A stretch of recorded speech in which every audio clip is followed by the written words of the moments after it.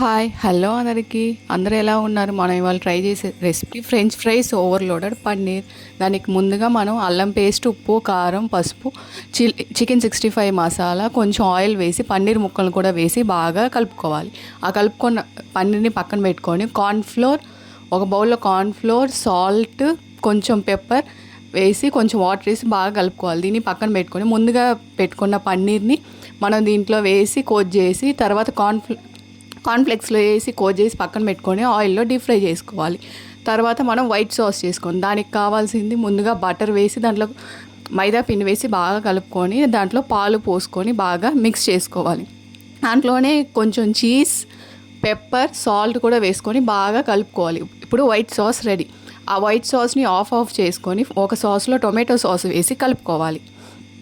ఇంకోటి 2 పక్కన పెట్టుకొని ముందుగా ఒక బౌల్ తీసుకొని ఫ్రెంచ్ ఫ్రైస్ వేసుకోవాలి. ఫ్రెంచ్ ఫ్రైస్ పైన మనం చేసుకున్న క్రిస్పీ పన్నీర్ని కూడా వేసుకొని 2 టైప్స్ ఆఫ్ సాస్ని పైన వేసుకోవాలి.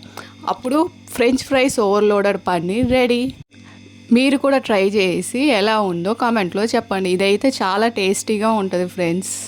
పిల్లలు అయితే దీన్ని చాలా ఇష్టంగా తింటారు. And please subscribe. బాయ్ అందరికీ.